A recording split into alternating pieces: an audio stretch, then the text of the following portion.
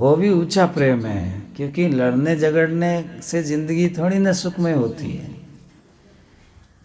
तो सबसे हिलमिल चालणो नदी नाव संयोग, जो सबसे हिलमिल चलना है, घर में शांति बनाए रखना है, वो भी अच्छा ग्रेड है, व्यवहारिक ग्रेड है। परंतु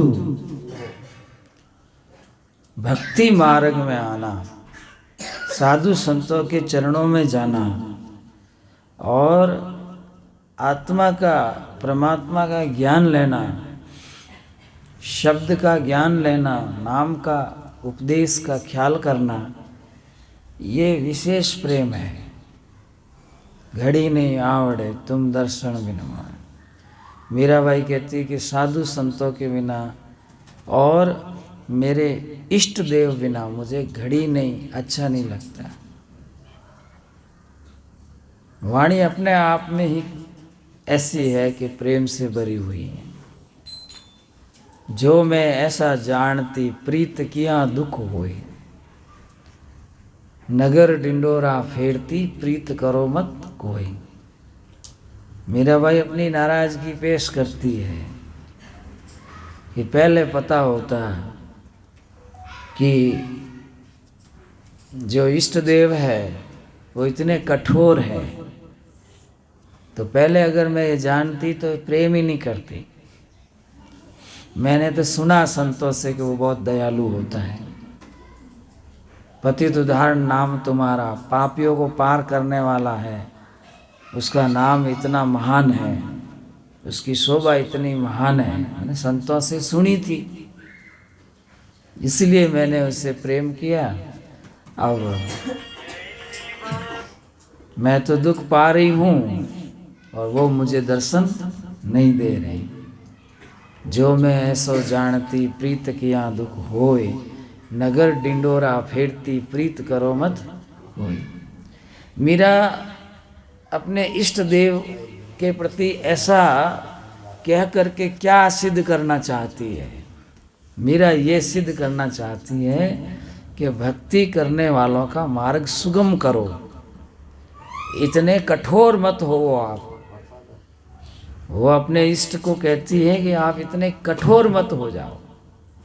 जब जब भक्त पुकारे, विनती करे, अर्जी करे, तुरंत चले आओ, ऐसा मीरा कहना चाहती है। जो मैं ऐसा जानती तो कि प्रीत किया दुख हो, नगर डिंडोरा फेरती और प्रीत करो मत कोई। कई बार हम लोग देखते हैं जिनको माताओं को, बहनों को, भाइयों को प्रेम होता है सत्संग से, संतों से, तो वो मन में पहले ही सोच लेते हैं कि गुरुजी हमारे घर 5 दिन रुकना, 10 दिन रुकना, महीना रुकना। और जब गुरुजी को 5 मिनट का ही टाइम हो कि बस मिले और चले, तो वो लोग प्रेम से ऐसा कह भी देते हैं कि गुरुजी अगर इतना जल्दी है तो अब की बार आना ही मत। इतनी जल्दी है तो अब की बार आना ही मत। मैं व्यवहार की बात कहता हूँ कि साड़ी को बेनोईसा से प्रेम होता है तो वो कहती है बेनोईसा मेरे घर आना, और बेनोईसा तो जल्दी करे तो साड़ी कहे कि अब की बार आना ही मत, क्या जरूरत है, इतनी जल्दी करते हो। तो प्रेम में कोई शब्द सोच के थोड़ी बोला जाता है। अगर उस शब्द का अर्थ किया जाए तो उसका मतलब होता है कि अब आए जो आ गए, फिर मत आना कभी। परंतु उसका अर्थ ये नहीं है। उसके कहने का मतलब ही ये है कि हमारे अंदर आपके प्रति बहुत लगाव है, बहुत प्रेम है। जब आप एक झलक दिखा के चले जाते हो, हैं, एक फिल्म का ट्रेलर ही बताते हो तो फिल्म कब देखेंगे? एक झलक ही दिखाते हो, हैं, तो आके केवल झलक ही दिखाते हो तो हम आपके साथ जो जीवन जीना चाहते हैं, आपसे कुछ सीखना चाहते हैं, तो हम कब सीखेंगे? ये मूल अर्थ उसका ही है। तो मीरा ये नहीं कहती कि आपसे प्रीत करने से मुझे दुख होता है। मीरा ये कहती है कि आपके मिलने से सुख होता है, परंतु आप जब समय पे दर्शन नहीं देते हैं तो दुख होता है। मीरा के शब्दों के अर्थ और भाव के अर्थ में अंतर है, और अंतर तभी होता है जब ज़्यादा प्रेम होता है। तो माताएं कभी कभी जब उनके छोटे बच्चे बहुत ही तकलीफ देते हैं, तब उनको कह देती रहे तू नहीं जन्मियो रहता तो हुल हो, परंतु ऐसा वो नहीं कर सकती। उसका मतलब ये नहीं कि मैं बांझड़ी रहती तो अच्छा था, उसका मतलब ये नहीं है। उसका मतलब ये थी तो जन्म तो लेना ही था, मेरे द्वारा तुझे संसार में आना ही था, परंतु तू थोड़ा चंचल मत, इतना चंचल मत हो कि हमें परेशानी हो। तो माँ का कहने का मतलब ये है कि बच्चा मुझे परेशान मत कर, परंतु वो भाषा ये बोलती तो नहीं जन्मियो रहे तो हुलो रहे तो, अर्थात तू नहीं जन्मा होता तो ठीक रहता, परंतु बिना जन्मा वो खुद ही नहीं रह सकती थी। बिना जन्मा वो माँ भी नहीं बन सकती थी। उसको लोग माँ नहीं कहते थे, वो किसी की लड़की है ऐसा ही बोलते थे। तो आज जितने बाप बने हुए हैं, कोई न कोई पुत्र जन्मे हैं तभी उनको बाप बनने का अवसर मिला है, माता बनने का अवसर मिला है। अगर कोई जन्मता ही नहीं तो उनको कौन पिता कहता है? तो इसी प्रकार बेगे पधारो साहिब कठन घणी है, और आप बिना मेरा कौन धनी है। दुखिया ने देख जेज मत कर जो, जेज करो तो वेड़ा और घनी है। दुखी को देख करके आप जो है समय ज़्यादा मत लगाना, इंतज़ार ज़्यादा मत कराना।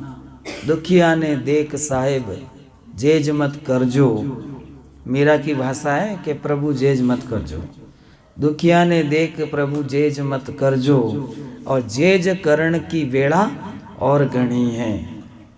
और भी समय बहुत है। अभी हमारे अंदर आपसे मिलने की बड़ी पिपलासा है, जिज्ञासा है, और आपसे मिलने की बहुत ही ज़रूरत है। कुछ अवस्था स्थिति इस तरह की आई है तो आप जल्दी दर्शन दो, और जब हमारी अवस्था स्थिति ठीक हो जाएगी फिर भले ही आप कहीं भी रुकना, देरी करना। अब किसी को बुखार आए और डॉक्टर उस समय नहीं पहुंच के 4 दिन बाद में आए, तो ऐसे डॉक्टर को फिर 6 महीना रुको, क्या ज़रूरत है? डॉक्टर का काम है कि जब कोई पेशेंट दुखी होता है तो तुरंत वहाँ पहुँचना, या पेशेंट को वहाँ पहुँचना। तो पानी प्यास हो तब मिले तो पानी का मूल्य है, और जब प्यास मर जाए और फिर पानी मिले तो उसका क्या मूल्य है? आप ये सब जीवित लोग हैं, इनसे आप आशा रखोगे कि ये कुछ बोलें, कुछ हंसें, खुश हो, ये आशा रखोगे। और कहीं मुर्दे पड़े हो और मुर्दों से आप कहो कि थोड़ा हंस ले, थोड़ा बोल के थोड़ा बता दें आपका नाम क्या है, मुर्दा क्या बोलेगा? मुर्दा कोई हंसेगा, मुर्दा कोई बोलेगा, मुर्दा कोई कहेगा कि आओ के जाओ, है? मुर्दा कोई अपना परिचय देगा। ऐसे ही जिनका भाव मर चुका है, जिनके दिल में प्रेम भी नहीं है, आठों पर राग द्वेष है, क्रोध है, आड़ा ईर्ष्या है, ईर्ष्या है, अधिक तृष्णा है, वो क्या भक्ति के मार्ग को समझेगा? वो तो ठीक है, लोभी आदमी को फुर्सत ही नहीं, पैसे गिनते रहता है। और सत्संग में तो और ही फुर्सत नहीं लोगों को। जो सत्संग में टाइम निकालते हैं उसका सीधा अर्थ है कि वो परमात्मा के नज़दीक जाना चाहते हैं। जो सत्संग में समय नहीं निकाल बहाना करते हैं, उसका सीधा अर्थ है कि परमात्मा से दूर जाना चाहते हैं। जो संतों से दूर जाना चाहता है जीव, परमात्मा से दूर जाना चाहता है, समझ लो कि पहले जन्म के कोई पाप उदय हो गया। जो पहले जन्म का पाप उदय हो गया, इसलिए अच्छी बातों से दूर जा रहा है। ये उसका संकेत है। अगर आपको सत्संग प्यारी लग रही है, गुरु प्यारे लग रहे हैं, नाम प्यारा लग रहा है, तो समझो कि आप परमात्मा के नज़दीक जा रहे हो और उससे मिलना चाहते हो। जब कभी देखें आप, अभी अपने पाली ज़िले में बरसात हो रही है, यहाँ पे बरसात नहीं अभी 6-7 दिन से,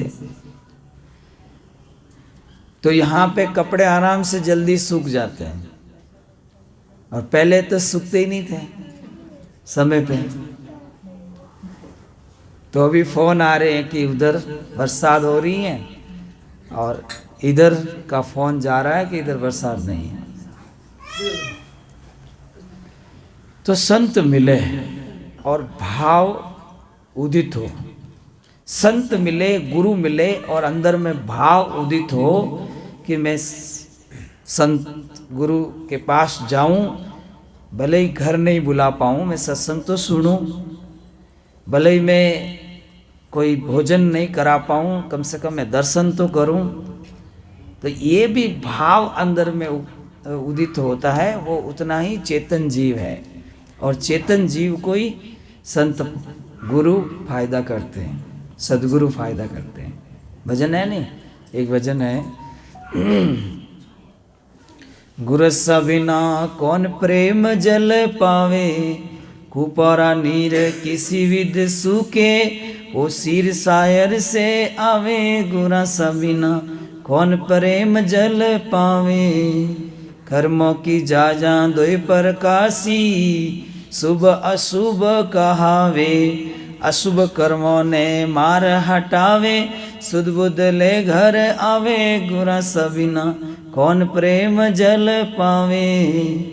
जो सत्संग में जाके बीड़ी सिगरेट छोड़ दे, गांजा चरस छोड़ दे, चुगली करना छोड़ दे, अच्छा कर्म करना चालू कर दे, बुरा कर्म छोड़ दे, तो समझो कि वो भक्ति से जुड़ना चाहता है। और सत्संग में जाकर चप्पल घर ले जाए अच्छा वाला, अरे अपना पुराना छोड़ चला जाए, तो आप क्या समझो हैं? वो भक्ति गंवा रहा है। क्या गंवा रहा है? पुण्य गंवा रहा है, भक्ति गंवा रहा है। आप तीर्थों में जाके देखो, किसी के गहने घूम जाते हैं, किसी के कपड़े घूम जाते हैं, वो तीर्थ में किस लिए आते हैं? इसलिए आते हैं। तो इस तरह से तीर्थ उनको कोई लाभ नहीं देता। ऐसे ही जहाँ जहाँ बड़ी बड़ी सत्संग होती है, वहाँ चप्पलें घूम जाते हैं, गहना घूम जाते हैं, या मोबाइल घूम जाते हैं, कोई वापस ही नहीं देते, तो समझो ये केवल ढोंग है। ये भगवान से मिलने कोई नहीं आता। ये ढोंगी लोग हैं, चोर लोग हैं, जो मौका ढूंढते हैं। तो इनको सत्संग से कोई लेना देना नहीं। तो जो सत्संग सुनकर अपनी आदत सुधारे, वही सत्संगी है। आदत बुरी सुधार ले, बस हो गया भजन। भजन का मतलब ये नहीं कि भाई तापड़ धिंग तू आ मैं जाऊँ, वो कोई भजन नहीं है। भजन का मतलब है ज्ञान को ग्रहण करना, शिक्षा को ग्रहण करना। शिक्षा ग्रहण करेंगे तो सब कुछ होगा। और गावे बजावे और उसका अर्थ भी नहीं जाने, तो गाने बजाने से क्या मतलब हुआ?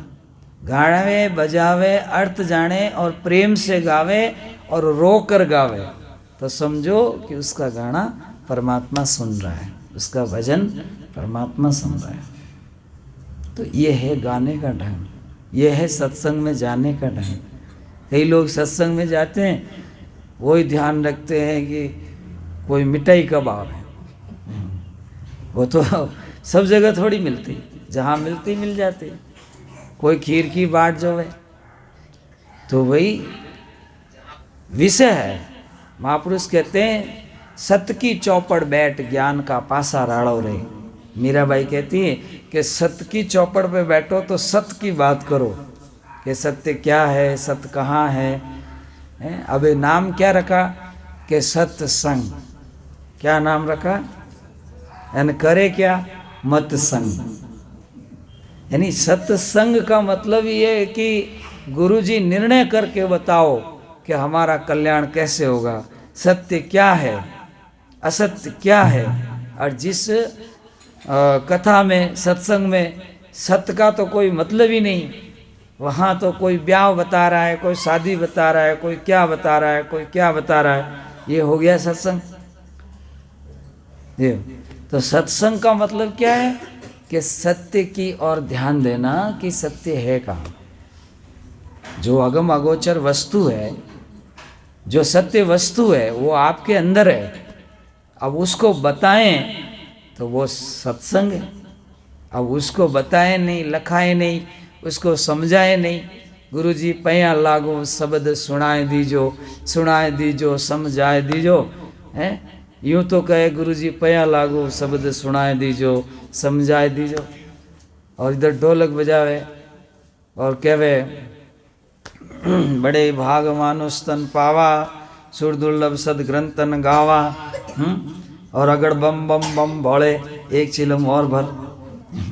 मतलब इधर तो कह रहा है कि भाई मनुष्य जन्म दुर्लभ से मिलता है, भक्ति करो, भजन करो, हरि राम रटो। इधर कह रहा है, उधर कह रहा है अगड़ बम बम भोले एक चिलम और भर। तो उसका कहाँ मेल हुआ? कोई मेल हुआ? वो कोई सत्संग हुआ? एक बाबा जी से मैंने पूछा, बाबा जी इतना नशा क्यों करते हो?